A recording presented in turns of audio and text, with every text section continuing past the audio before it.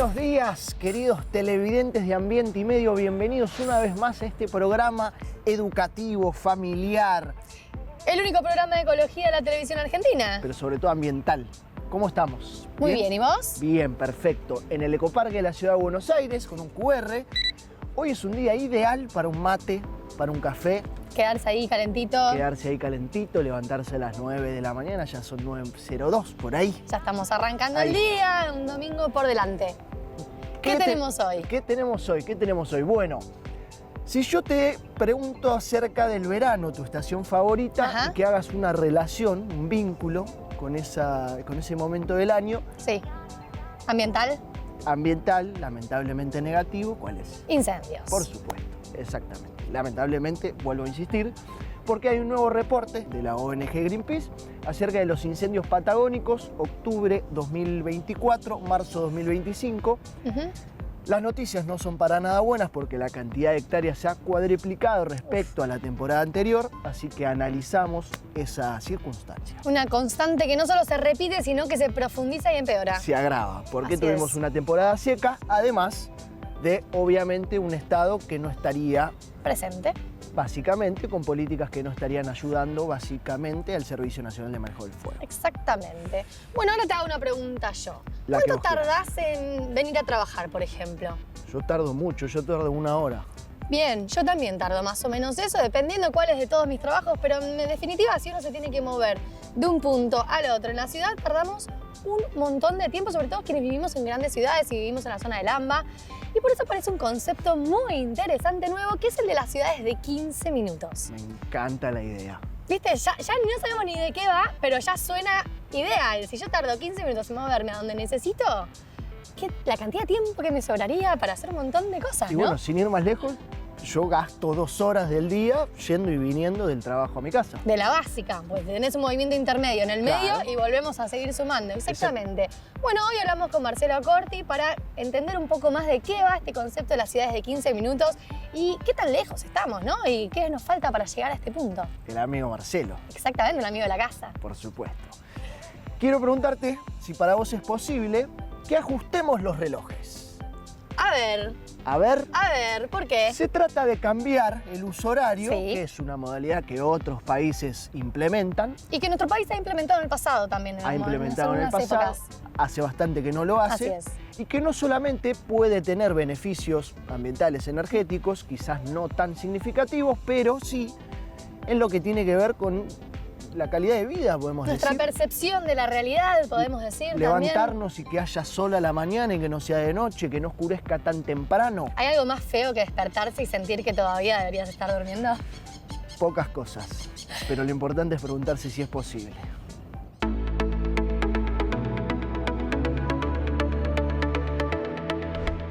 ¿Es posible que tengamos que ajustar los relojes? No hablamos del truquito de mentirnos a nosotros mismos para llegar a tiempo ni de poner la alarma. Se trata, literalmente, de correr la hora, girar el tiempo, adelantar o atrasar las agujas en nombre de algo tan valioso como nuestra salud y nuestra cordura. Países como Estados Unidos, México y Chile siguen cambiando el horario 2 veces por año. Europa también lo hace, aunque la decisión, que toca aristas políticas, económicas y sociales, no está exenta de debate. Y Argentina tiene historia. 57 veces cambiamos el uso horario. Somos un país que jugó con el tiempo como si fuera plastilina, pero desde 2009 nos quedamos fijos en el uso -3, aunque geográficamente nos corresponde el -4. El resultado, cientos de miles de personas que entran a trabajar o estudiar antes del amanecer. Oscuridad total y cuerpo confundido. El reloj biológico no se negocia. Tiene millones de años de evolución. Le gusta despertarse con la luz y descansar con la noche. Ese desajuste tiene efectos: bajo rendimiento cognitivo, trastornos del sueño, irritabilidad, desórdenes alimentarios, menor productividad y un sistema inmunológico debilitado. Incluso hay estudios que lo asocian a la suba en los accidentes de tránsito.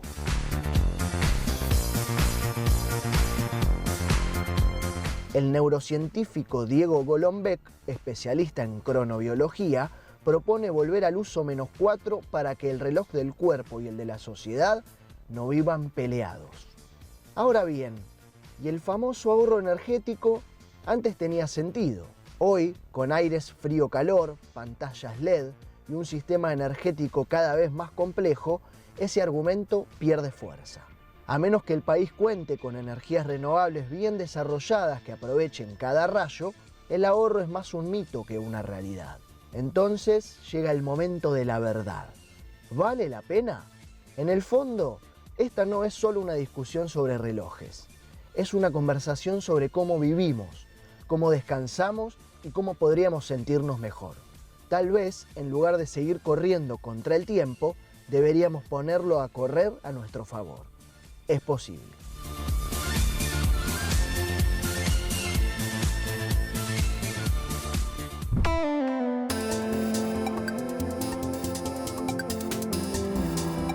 ¿Cuánto tardás en llegar al trabajo? ¿Y al centro de salud donde solés atenderte? ¿La escuela de los chicos te queda cerca? Si vivís en una gran ciudad y sobre todo si te movés por Buenos Aires, seguro que muchas de esas respuestas arranquen con un y mínimo 40 minutos.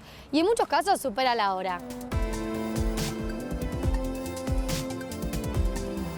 Perder tiempo con lo valioso que es el tiempo yendo y viniendo de un lugar a otro ya es parte de la rutina urbana. Pero, ¿y si no tuviera que ser así? Si pudiéramos vivir en ciudades donde todo lo esencial se encontrara a 15 minutos de casa caminando o en bici, alimentación, educación, salud, cultura, trabajo, espacios verdes. Esto es justamente lo que propone el modelo de ciudades de 15 minutos. Un concepto que busca reordenar las ciudades para mejorar la calidad de vida, disminuir el impacto ambiental y eficientizar el uso del tiempo y de los recursos.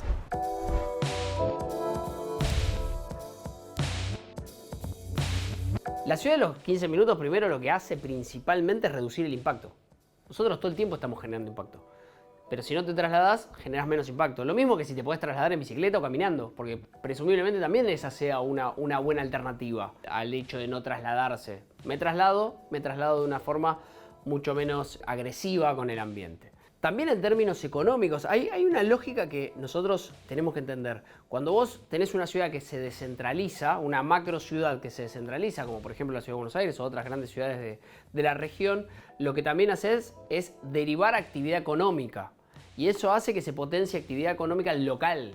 Entonces, quizás donde vos antes ibas y te tenías que movilizar para hacer un trámite en el gobierno de la ciudad o en el gobierno local, ya no lo tenés que hacer y tenés al acceso de la mano en tu computadora un desarrollo. Y donde quizás antes ibas al mega recontra hipermercado, ahora directamente lo podés hacer en el almacén de tu barrio. Lo mismo con la farmacia o con pequeños comercios. Es también trabajar la lógica del comercio de proximidad. Entonces, en ese contexto vos vas reactivando la actividad económica en un barrio o en una zona concreta. Y también es llevar cultura, por ejemplo, a los distintos lugares. Si vos antes, para solamente ver una obra de teatro, ibas a Corrientes y 9 de Julio, Talcahuano, etc., hoy quizás se han revivido un montón de pequeños teatros en los barrios. Lo ideal, y acá un poco a mí me tira mucho el ejercicio de la planificación, es que vos puedas planificar ese desarrollo. Así como en su momento se han construido muchísimos barrios y dentro de esos barrios uno logra tener servicios que se prestan, dentro de la ciudad de los 15 minutos vos deberías poder planificar la creación de estos espacios y de estos servicios en el contexto de poder acceder a ellos de una forma hasta inclusiva. Yo creo que hay un punto que es clave para la ciudad de los 15 minutos, que es el teletrabajo. Si vos lográs estandarizar ese teletrabajo que nació en la pandemia y que en algunos sentidos quedaron, en otros no, vos ahí ya tenés una ventaja muy importante para construir este tipo de ciudades. Convengamos que la ciudad de Buenos Aires en eso mutó rotundamente. Vos antes tenías un microcentro superpoblado de personas y hoy vas y prácticamente falta gente. O sea, está muy libre el espacio y de hecho hay planes de reconversiones para ese barrio. Me parece que la clave es que se avanzó un poquito, se empezó a revalorizar el espacio verde, por ejemplo, que es algo que no podés construir de la noche a la mañana, digamos. Si vos tenés superpoblado de edificios en una zona, no podés reconstruirlo tirándolo y haciendo una plaza, pero estamos lejos. La ciudad de Buenos Aires particularmente tiene zonas donde vos podrías pensar esta configuración como algo posible, viable, pero otras que distan mucho, digamos, porque hay muchos servicios que todavía están centralizados en ciertos lugares. Yo creo que para la ciudad de los 15 minutos una gran aliada es la tecnología. La tecnología te ayuda porque digo, podés no desplazarte para hacer ciertas compras, podés no desplazarte para trabajar, podés, digamos, apelar a un montón de herramientas que te da la tecnología y no necesitar ese traslado permanente al cual estábamos acostumbrados pre-COVID. El punto es planificar. Primer desafío, planificar. Y segundo gran desafío, que no solo aplica para la ciudad de los 15 minutos, digamos, sino hay, en muchas cuestiones es parecido este nuevo paradigma, es la transición. ¿Cómo voy del estadio actual hacia algo distinto, que no te va a llevar poco tiempo? Vas a tener que invertir recursos, vas a tener que invertir tiempo, vas a tener que llevar y acompañar las demandas sociales y vas a tener que un poco construir esa nueva realidad. ¿Cómo lo vas a hacer? Bueno, depende de los distintos dispositivos que uno tiene, ¿no? Digo, es esto, es decir, bueno, yo quiero una ciudad que tenga en cada comuna, por ejemplo, en el caso de la ciudad, una determinada cantidad de metros cuadrados de espacio verde.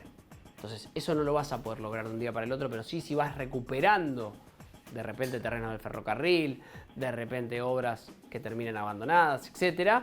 Bueno, eso le vas dando una forma a esa nueva configuración urbana que va a terminar redundando en mejora de la calidad de vida del ciudadano que vive en la Ciudad de Buenos Aires y que la transita.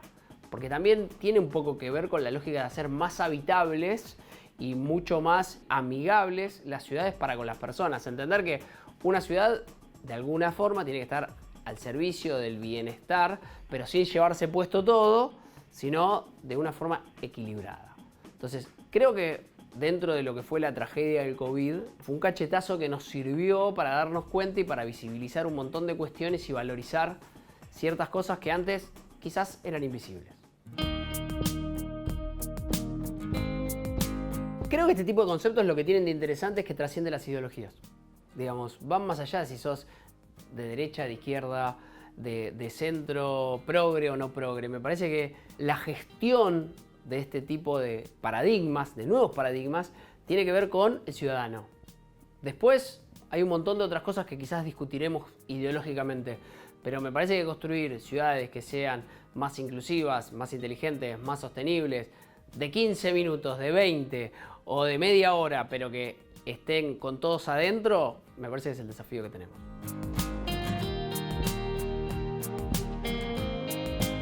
Si queremos que las grandes ciudades sean sostenibles, tenemos que distribuir mejor lo que hoy está concentrado. Repensar cómo habitamos no es un lujo, es una necesidad.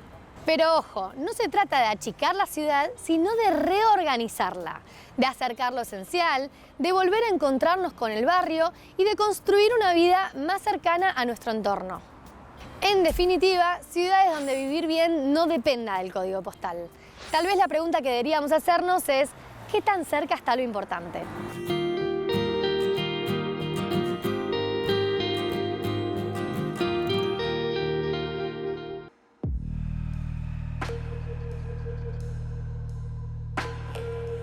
Verano, fuegos y una interminable triste relación. Los incendios en la Patagonia se cuadriplicaron y fueron los peores en las últimas 3 décadas. Así lo marca el último reporte de Greenpeace. Entre octubre de 2024 y marzo de 2025, los incendios forestales en los bosques andino-patagónicos contabilizaron 31.722 hectáreas quemadas en Río Negro, Neuquén y Chubut.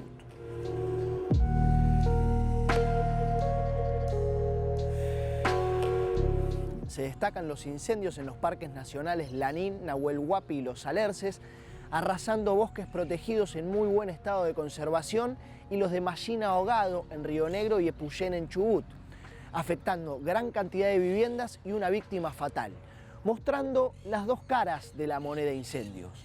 La catástrofe social por un lado y el desastre ecológico que implican dependiendo de dónde tengan lugar esos fuegos.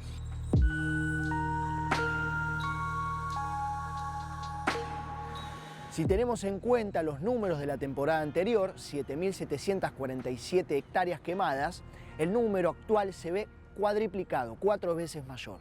Y eso tiene algunos porqués. En primer lugar, el fenómeno de la Niña hizo que tengamos una temporada y un verano secos, con sequías. Lo que es un agravante para una zona que ya de por sí sufre incendios. Pero en segunda instancia, y quiero puntualizar acá, el de financiamiento político para el manejo del fuego. Como venimos hablando a lo largo del año, en los desastres naturales, los incendios son uno de ellos, más que en la emergencia hay que trabajar en la prevención.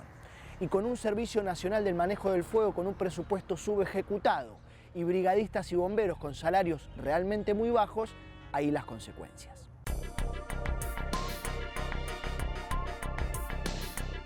¿Qué es trabajar en la prevención? Concreto, un ejemplo.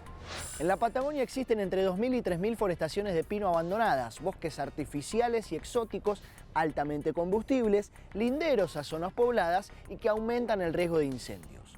Prevención es trabajar en un plan de erradicación de estos bosques de pinos exóticos, trabajar en el ordenamiento territorial y penalizar la destrucción de los bosques, la tan necesaria y de la que venimos hablando, ley de ecocidio. ¿Por qué ocurren los incendios? En el norte del país, la principal causa de deforestación es la actividad agropecuaria. En el sur, los incendios. En menor medida, los desmontes por urbanizaciones y la introducción de especies exóticas invasoras, como el mencionado pino. Implantado para obtener madera más rápido por su acelerado crecimiento, lo cual propaga el fuego e impide la regeneración del bosque nativo. El 95% de los incendios son producidos por la acción humana, por fogatas y colillas mal apagadas, por abandono de tierras y por preparación de zonas o áreas para pastoreo con fuego que se descontrola. Mediante el procesamiento de imágenes satelitales pudimos comprobar que en la última temporada primavera-verano, en los bosques andino-patagónicos de Argentina, la superficie afectada por incendios fue de cerca de 32.000 hectáreas. Es una superficie equivalente a 1,5 veces a la ciudad de Buenos Aires y es 4 veces más que en la temporada anterior, que también habíamos utilizado la misma metodología de procesamiento de satelitales, lo que nos muestra la gravedad de esta situación. Estamos hablando de los peores incendios forestales de las últimas 3 décadas en la región. Obviamente esto fue muy grave, no solo por la pérdida de bosques, sino por qué tipo de bosques se perdieron. Estamos hablando del Parque Nacional Nahuel Huapi, del Parque Nacional Lanín, el Parque Nacional Los Alerces, bosques que estaban en la zona prístina, en la zona de reserva estricta, que fueron arrasadas por el fuego y que con suerte pueden demorar 200 años en recuperarse en los casos que sea posible su recuperación, porque en muchos casos va a ser difícil tener el mismo tipo de bosque post-incendio. Hay además una afectación grave en algunas poblaciones, como por ejemplo Epuyén, en Chubut, o por ejemplo Mallín Ahogado, en Río Negro, donde además de bosques se perdieron muchísimas viviendas e incluso vidas humanas. Con lo cual han sido realmente catastrófica la situación, ha sido un verdadero ecocidio que debió preverse, porque lamentablemente ya se sabía que iba a ser una temporada seca, sabíamos que teníamos el fenómeno de la Niña encima, que nos iba a traer un nuevo verano con sequía, que agravado por la crisis climática tan negada, tan subestimada, obviamente y significó no tener la capacidad para el ataque rápido del fuego, no tener la cantidad suficiente de brigadistas o infraestructura aérea para combatirlos. Así que para los veranos que vienen es fundamental reforzar esta cuestión, la prevención, eliminar entre otras cosas la gran cantidad de pinos exóticos que favorecen a la expansión del fuego y por supuesto tomarse en serio la crisis climática en la que estamos inmersos. Y ojo, algo interesante. Que las causas sean humanas no significa necesariamente que sean intencionales. Que por supuesto también las hay, por ejemplo con motivaciones por un desarrollo inmobiliario. En este libro que recomendé hace poco, el autor habla de masacres por negligencia. La mayor pérdida de biodiversidad hoy en el mundo no es por razones directas, sino por razones indirectas. A fin de cuentas, nadie quiere que 30.000 hectáreas de bosque nativo se pierdan. Nuestro modo de vida, cómo hacemos las cosas, los accidentes, el no control o el descontrol, sumado y complementado a sequías, olas de calor, baja humedad y vientos fuertes, provocan incendios, en el peor sentido de la palabra, magníficos.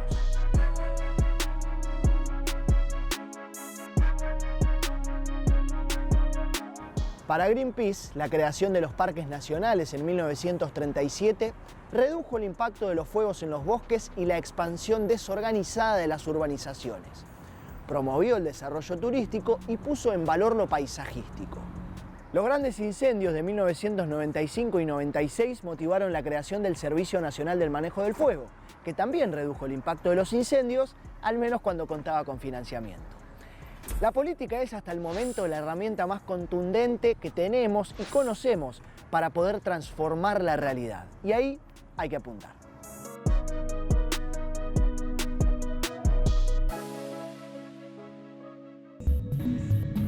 El primer documental argentino sobre cambio climático llegó a Flow.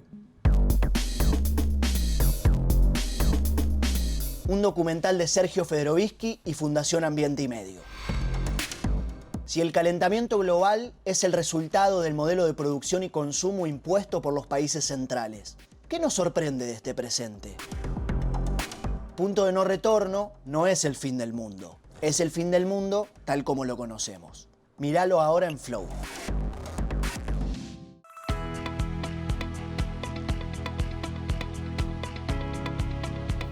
Está por terminar la primera mitad del año. Qué rápido que se pasó el año. Siempre, igual ya es medio costumbre. Sí, cuanto más grande es más rápido todavía. Se pasa volando, pero es una excelente oportunidad, por ejemplo, ahora que estamos adentrándonos en las vacaciones de invierno de a poco, también, cuando vas creciendo también se van perdiendo un poco, Sí, ¿no? sí. El año Pierde la sigue. importancia, pero Claro, está bien. el año sigue. Para los que hacemos facultad quizás sí un poco sí, pero... Los que tienen hijos ni hablar. No, eso sí, por supuesto. Bueno, vacaciones de invierno, por ejemplo, uno puede ir al CIFA, Ajá, al Centro de Información y Formación Ambiental. que hay mucho para conocer ahí. Hay mucho para conocer, está el Paseo Ambiental del Sur, que conocimos hace poquito, Exactamente. que ya habíamos conocido en realidad, sino que volvimos. A mostrarles, sí. Y también podemos ir al vivero, Muy bueno. a trabajar con plantas nativas, a trabajar en la reforestación de la ciudad de Buenos Aires, los parques, las plazas, los barrios, los clubes deportivos. Así que, si les parece, puedo Buenísimo. mostrarles lo que se hace ahí en el vivero y de paso conocerlo. Hermoso. Muy buena recomendación. De verdad recomendamos aprovechar estas instalaciones, ¿no?, que ofrece el gobierno de la ciudad para conocer qué se está haciendo, para aprender de cosas nuevas. Exactamente, porque no todo, quizás la gran mayoría son problemáticas ambientales las que abordamos, pero también contenidos que nos acercan a la naturaleza y que nos hacen entender por qué luchamos por lo que luchamos. Y trabajar en comunidad también. Me parece que está buenísimo. Bueno, y me queda la última de las notitas que hicimos en aquel viaje por Santa Fe en Jaucanigás, en el noroeste de la provincia de Santa Fe. Muchas notas, me encantó. Me encantó. Y no sabes la cantidad que nos quedaron pendientes. Así que siempre con ganas de volver a seguir mostrándoles. Podríamos hacer un documental. Podríamos ir juntos la próxima. Ah, me encanta. ¿No? La idea, sí, por Claro, favor. había muchas actividades. Bueno, y en esta oportunidad vamos a conocer un poquito más sobre una especie particular que habita en esa región, que son los monos caraya. Bien.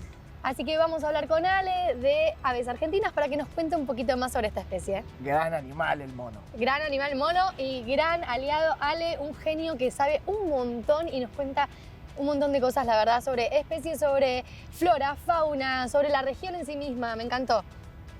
Hablando de Greenpeace y hablando de Ecoparque, Ujú. hoy recibimos en una entrevista a Matías Arrigazzi, biólogo que lo conocimos trabajando acá, ahora está trabajando en Greenpeace, por eso es introducción, y nos habla un poco de la realidad ambiental del día de hoy, pero sobre todo los invito a escucharlo porque es muy interesante, además de un querido amigo, así que vamos a ver la entrevista.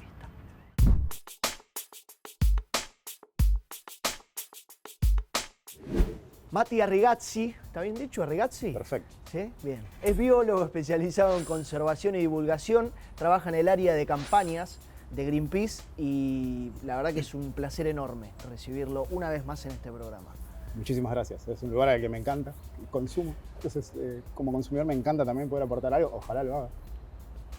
Feliz. Por supuesto que sí. Una luz de esperanza fue el histórico veredicto del caso Punta Tombo. ¿Cómo lo viviste y por qué es histórico? Bueno, estamos hablando de algo, sí, estamos convencidos de que es histórico. Llevamos casi 4 años de trabajo. En noviembre de 2024 habíamos obtenido una sentencia histórica en la que se declaraba culpable al dueño, el propietario de un campo, que había arrasado más de 175 nidos de pingüinos de Magallanes en la colonia continental más grande del mundo, que había matado a más de 100 ejemplares entre huevos, pichones y adultos, que había desmontado la vegetación nativa. Entonces era algo que nosotros estábamos convencidos que no podía quedar impune. Afortunadamente salió esa sentencia. Después la defensa presentó un recurso de impugnación de esa sentencia y hace poco tuvimos una audiencia para discutir esos recursos que presentó. Y afortunadamente la Cámara de Apelaciones de Trelew confirmó la sentencia de primera instancia, por lo cual nosotros celebramos creemos que es un hito pos de la defensa de la naturaleza, y no solo de la naturaleza, también de un concepto que es de los bienes comunes, porque tuvimos la satisfacción, nosotros somos querellantes junto con Fundación Patagonia Natural y la Asociación Argentina de Abogados y Abogadas Ambientalistas, tuvimos la satisfacción de leer en la sentencia algunas cosas muy interesantes, como por ejemplo que el propietario de un campo no es el dueño de la naturaleza, entonces no puede disponer, no puede dañar a la flora y la fauna de manera unilateral, de manera intencional y de manera arbitraria, ¿no? Y además otra cosa interesante fue que leímos que uno de los jueces utilizó el término ecocidio, dijo que en Punta Tombo hubo un ecocidio. También nos da ese pie para decir vamos por más, ¿no? Es ese hito, pero a buscar más ahora porque necesitamos más justicia ambiental y no solo en Chubut. ¿Crees entonces que marca un antes y un después y que se puede partir de ahí de alguna manera? Sin dudas. Creemos que a partir de ahora nunca se va a poder olvidar esa sentencia ni se va a poder dejar de tener en cuenta lo que pasó en Punta Tombo. Por eso nosotros decimos que ahora hay que tomar eso para tratar de ir por más y que a nivel nacional se logre esa justicia ambiental, que además nos dio un indicio, ¿no?, de por dónde va la cosa y dejó claro también que es necesario que trabajemos en la tipificación de los delitos ambientales. Nosotros siempre decimos que es necesario penalizar los delitos ambientales porque a veces quedan en la nada. Tenemos muchos crímenes ambientales que quedan en la nada. Entonces nosotros necesitamos que se tipifiquen esos delitos y se incorporen al Código Penal para que esos crímenes no queden impunes. Entonces creemos que este es el pie y sin dudas es un hito ambiental. Venimos de hablar del nuevo reporte de incendios en la Patagonia de Greenpeace, un reporte anual que sale todos los años. Quería preguntarte qué crees que deja este nuevo reporte, más allá de que obviamente nos muestra de que hubo más hectáreas incendiadas respecto al reporte del año pasado. Es interesante, hago memoria y en el último año tuvimos incendios en la mayor parte del territorio de Argentina. Estuvimos en las sierras, estuvimos en Yunga, tuvimos este año más de 250.000 hectáreas en la Mesopotamia y más de 30.000 en la Patagonia. Cada caso es un mundo y es necesario que sea estudiado porque son muy distintos entre sí en cuanto a las consecuencias que pueden tener por el ambiente, por el clima, por el tipo de ecosistema, como por la resiliencia, la capacidad de recuperarse. De que se regenere. Exactamente. El caso de los bosques andino-patagónicos son muy delicados porque los especialistas estiman que pueden llegar a tardar hasta 200 años en regenerarse. Hay un concepto en ecología que se llama sucesión, que explica cómo en un ecosistema, a partir de un disturbio, cómo se comporta ese ecosistema, y se sabe que después de un disturbio, que puede ser natural o artificial, hay unas especies que se llaman especies pioneras que vienen primero, otras especies tardías que vienen después, y con un tiempo X, dependiendo de cada ecosistema, se alcanza un clímax o un equilibrio. En el caso de la Patagonia, si necesitamos 2 siglos es muy difícil porque nosotros encima sabemos que la frecuencia de los incendios forestales está en aumento. Y también tenemos otro problema en esa zona, que son las especies exóticas. Tenemos pinos exóticos que son invasores, que son pioneros a la hora, cuando hay un incendio, son los primeros en colonizar y avanzar, y avanzan sobre la flora nativa. Entonces, también es importante hablar de las especies exóticas invasoras, que no es el único caso, pero que es un buen ejemplo para tratar. Y por otro lado, sabemos que hoy las estadísticas nos indican que el 95% de los incendios forestales están causados por las personas. Con intención o sin intención, puede ser por negligencia, por imprudencia, puede ser por una colilla de cigarrillo, por una fogata mal apagada o por un mal manejo de campo para prepararlo para el pastoreo. Tenemos que trabajar en eso. Sabemos también, hoy en la Patagonia el incendio es el factor más importante para la modificación de bosques. Sabemos que también hay avance de la urbanización, por ejemplo, sabemos que está el asunto de las especies exóticas, pero los incendios es lo que más modifica el paisaje. Y eso lo tenemos que tener en cuenta.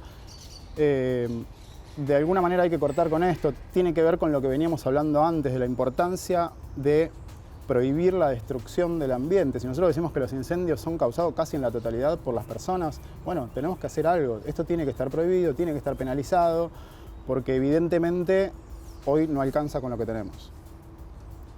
Como integrante del área de campañas de Greenpeace, han tenido campañas muy disruptivas, divertidas en algún punto. ¿Con cuál te quedas vos? Muy difícil esa pregunta. Mira, sabemos que nuestros activistas se dedican a hacer acciones creativas que son directas y no violentas y con el objetivo de visibilizar problemáticas ambientales en todo el país. Greenpeace tiene 38 años de historia en Argentina. Tenemos varias acciones, pero si tengo que pensar las primeras que se me vienen a la cabeza, tenemos, por ejemplo, escalaron el obelisco y el Puente de la Mujer para pedir por la protección de bosques y glaciares, tiñeron el riachuelo de verde con un pigmento inocuo para visibilizar esa contaminación histórica, navegaron el mar argentino para exponer a los buques pesqueros, hablamos de distintos tipos de acciones, distintos riesgos también. Estuvimos en la rural, en el acto inaugural, para denunciar el impacto de la actividad ganadera en la destrucción de bosques. Son como los primeros que se me vienen, son muy distintos y todos dejan algo. Pero bueno, es importante esto, ¿no? Saber que atrás de eso hay mucho trabajo, porque ese es el momento culmine de un trabajo enorme que se viene haciendo. Este establecimiento en el que nos encontramos hoy y que nos acobija cada domingo es muy especial para vos, porque has estado acá. Quiero preguntarte, ¿qué significa? ¿Qué es este lugar? Es la no pregunta la que estoy haciendo, pero ¿qué significado tiene?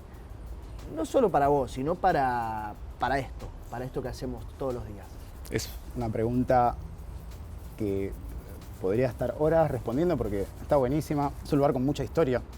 Tiene más de 130 años de historia. Pasaron muchas cosas acá, buenas, no tan buenas. Muchos cambios en la visión y en la sociedad que hizo que fuéramos viendo de una manera diferente, ¿no? Lo que pasaba y lo que tenía que pasar en este lugar. Y mi recuerdo, porque tiene que ver con mi trabajo, se centra en la necesidad de avanzar en la conservación de la biodiversidad. Estamos viviendo una crisis, una triple crisis, decimos, una crisis climática, una crisis de contaminación, una crisis de biodiversidad. Y estamos en un lugar que puede aportar algo en eso, en la conservación, porque tiene a los profesionales, tiene los recursos y porque está todo dado para que se proteja a las especies amenazadas, para que se dé una mano en el rescate, la rehabilitación y la liberación de animales. Y ese es el mayor aporte, porque además no termina acá. Esto es lo que queremos para todo el país.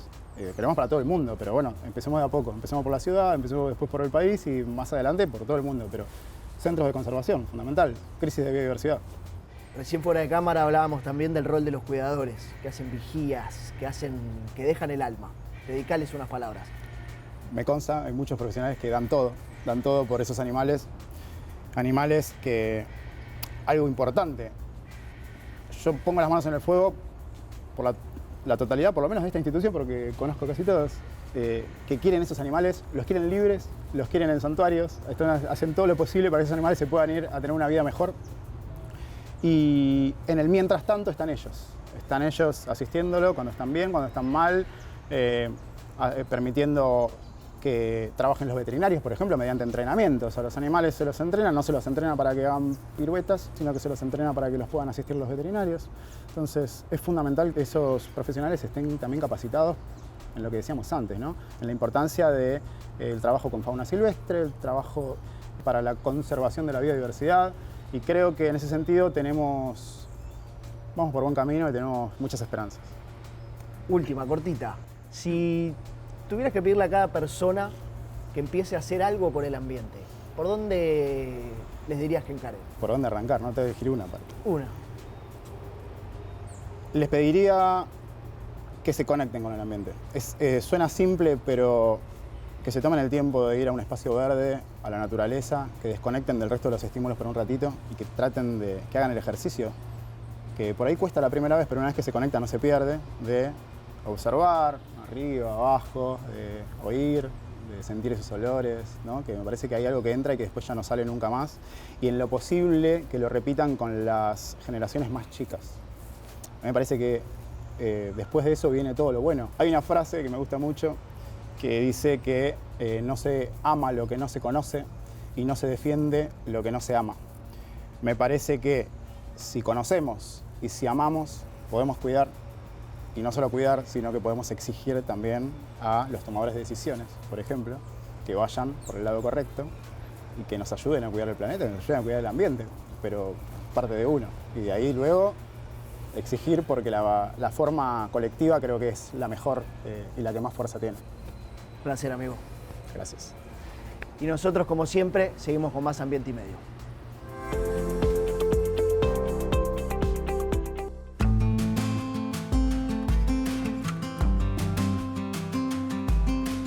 La región de Jaucanigás se destaca por su enorme biodiversidad y en los distintos recorridos que fuimos haciendo, los distintos paseos que tuvimos la oportunidad de hacer, fuimos encontrándonos con numerosas especies que se caracterizan también por pertenecer principalmente a esta región.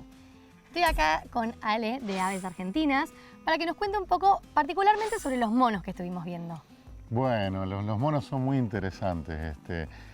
Tenemos acá monos aulladores o carayá, como le dicen en guaraní. Estos monos son uno de los más grandes de América en tamaño. Los machos son negros, las hembras son marrón claro, también tirando a amarillento. Por eso las podemos diferenciar. Los machos son mucho más grandes que las hembras y tienen una cavidad bucal, digamos, en esta región, en la zona hioidea, que es el hueso que sostiene nuestra lengua, que hace que puedan pegar unos aullidos que alcanzan a varios kilómetros de extensión. De hecho, cuando la gente los escucha se aterroriza creyendo que es un animal muy peligroso y sin embargo son monos principalmente folívoros, comen hojas de los árboles, comen frutas de los árboles, a veces flores también, son completamente inofensivos. Y acá viven una densidad muy grande, hay aproximadamente unos 3 monos por hectárea en las islas y entre 1 y 2 monos por hectárea en la costa, y son habitantes de los bosques, o sea, ellos necesitan los árboles y tienen una cola prensil de la cual se cuelgan, y además tienen un sistema social muy parecido al del león. Un macho dominante, digamos, se reproduce con varias hembras y cuida a sus crías y cuida a su grupo. En la medida que los machos chiquitos van creciendo, antes de que lleguen adultos, sus papás los empieza a, digamos, a echar de la manada para que se vayan a buscar otra manada, para que no se reproduzcan con sus mamás y sus propias hembras o parentalmente. Entonces en Corrientes, por ejemplo, le dicen carayá al hombre soltero, porque ellos ven esos monos machos que fueron echados solos por ahí, entonces dicen, estás carayá, como que estás soltero, esos monos solteros que todavía no tienen grupo. Ahora, cuando estos animales crecen, se vuelven fuertes, estos animales son solitarios, le van a competir el grupo, eso pasa con los leones también, le van a competir el grupo a otro macho. Si ganan esa batalla, que primero es vocal, con aullidos, pero puede ser también una batalla física, digamos, mordiéndose, agrediéndose, el macho, que seguramente si está más viejo y pierde la manada, se va a tener que retirar. Y este nuevo macho va a ser el nuevo jefe de manada y se va a empezar a reproducir con esas hembras. E igual que ocurre como el león, aunque nos parezca, son las leyes de la naturaleza, aunque nos parezca cruel, muchas veces comete lo que se llama infanticidio sobre los lactantes. ¿Para qué? Para que las hembras entren, como la lactancia inhibe la ovulación, las hembras no se van a reproducir rápido y él quiere reproducirse lo más rápido posible y no criar los hijos del otro macho que echó. Así que bueno, estas son leyes de la naturaleza. En la naturaleza esto no está ni bien ni mal, o sea, no, es lo que pasa con estos animales, que además son grandes sembradores del bosque porque ellos comen frutas que después pasan por su tracto digestivo, le dan viabilidad a las semillas y de esa manera los árboles del bosque crecen con más rapidez y vigor. ¿Y podemos encontrar los monos carayá en otra región? Y bueno, en Santa Fe están exclusivamente en Jaucanigás y es el sector más austral de América en donde vive un mono. Ya más allá de Jaucanigás hacia el sur dejan de existir los monos. Y este mono también vive en el este de Chaco Formosa, una parte de Corrientes principalmente. También llega hasta el Pantanal. Es un animal tropical que el río Paraná atrae hacia el sur con sus selvas, y también el río Paraná provoca moderación climática a través de la temperatura del agua. El agua tiene menos variación de temperatura que la atmósfera. Entonces, cuando acá vienen heladas de 0 grados, el Paraná a lo mejor está a 15, 20 grados y se genera una temperatura que hace que estas regiones donde está el río Paraná, las temperaturas no sean tan extremas.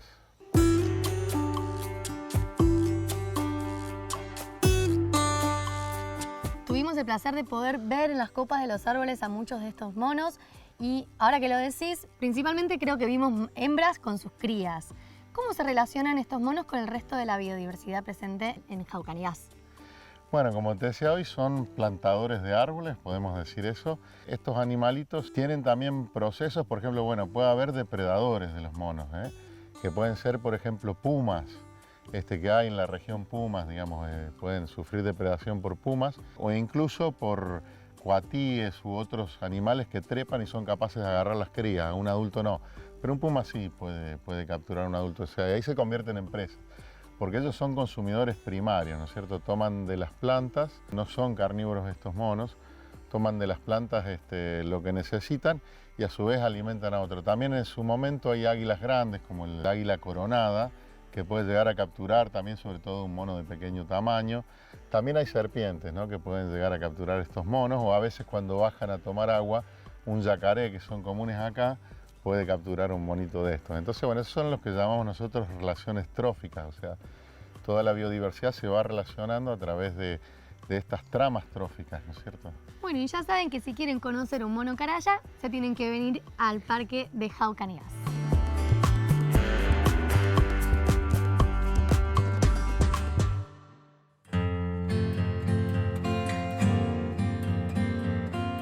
El CIFA, el Centro de Información y Formación Ambiental, al sur de la ciudad, en el barrio de Villa Soldati, tiene un vivero de plantas nativas.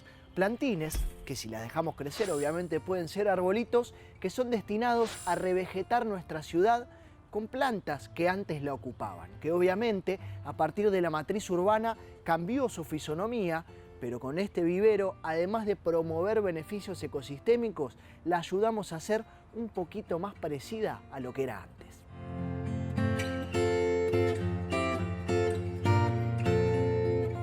Bueno, este vivero es un vivero de flora nativa, es decir, todo lo que se produce acá, todos los ejemplares que producimos en el vivero son ejemplares que en algún momento ocupaban esta ciudad antes de la intervención del hombre. Por ende, lo que se busca es generar una infraestructura verde que cumpla con las necesidades de estos paisajes y de estos ecosistemas que en algún momento ocupaban la totalidad de la ciudad.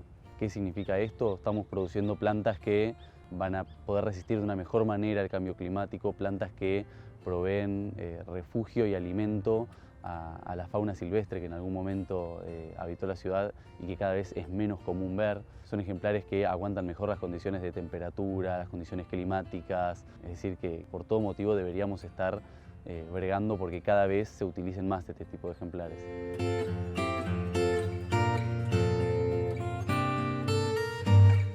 Al ser un vivero y al estar reducido a una subgerencia, nosotros operamos sobre todo, en líneas generales, por pedido. Lo que no quiere decir que no hagamos intervenciones que nazcan del área, pero en líneas generales lo que más recibimos es pedidos constantemente. Tenemos un mail institucional al cual nos llegan pedidos tanto desde vecinos que quieren reemplazar el árbol que está en la puerta de su casa porque se les cayó por una tormenta y quieren poner uno nativo y saben de la existencia de la subgerencia y nos piden. Clubes de barrio que quieren poblar un terreno grande del club y que lo tienen desierto hoy en día, hasta áreas de gobierno como las reservas naturales, están en constante búsqueda de ir sumando nuevos ejemplares, las áreas de arbolado, de espacios verdes, para sumar en parques, en plazas, en arbolado de alineación por pedido de gobierno. Recibimos pedidos de todas las áreas y tratamos de cumplir con todos. Nos comentan más o menos qué idea tienen, nos comentan qué espacio tienen que intervenir y nosotros, en base a un relevamiento fotográfico que pedimos que nos envíen y la descripción de lo que se busca, proveemos, según el stock que tengamos, lo que consideramos que va a ser mejor para esa área.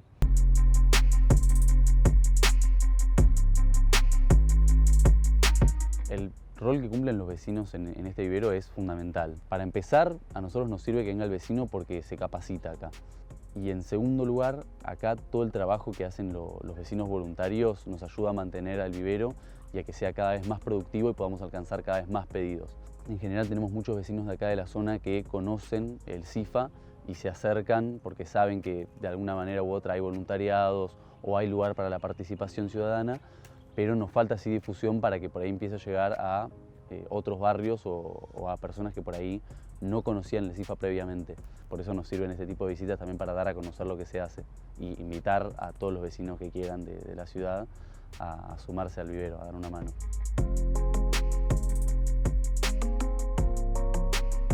La fascinación y quizás obsesión que muchas veces se tiene de esta parte del mundo con la plantación de nativas no solo tiene razones ecosistémicas y ecológicas, sino también argumentos patrimoniales, culturales, históricos, de plantas que han formado parte siempre de nuestra vida, tradiciones y costumbres. Y esa también es parte de la tarea. Por suerte tenemos al vivero del CIFA que se ocupa de la restauración de nuestros ecosistemas con la plantación de nativas.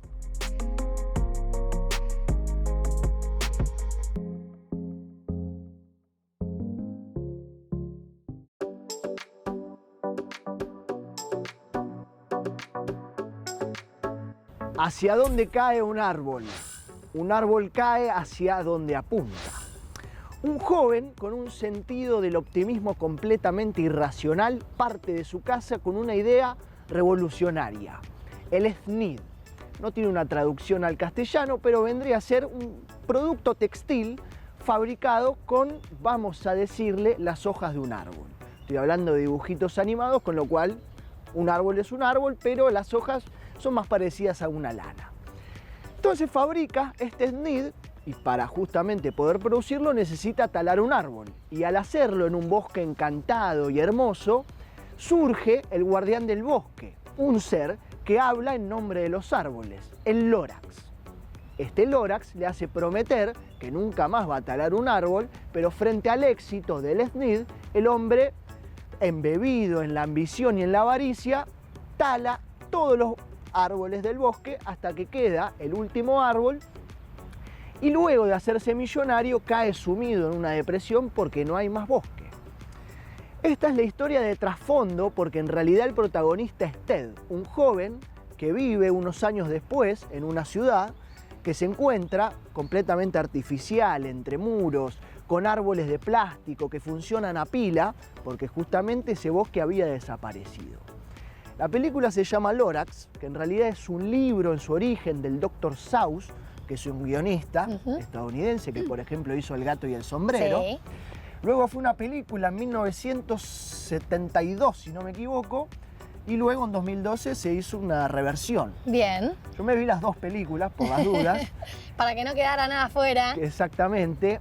El personaje de Lorax es muy entretenido, muy simpático, con unos bigotes muy particulares, y nos habla de la relación justamente con la avaricia, con la ambición, con la naturaleza. Hermoso mensaje Hermoso el que deja. mensaje, sí.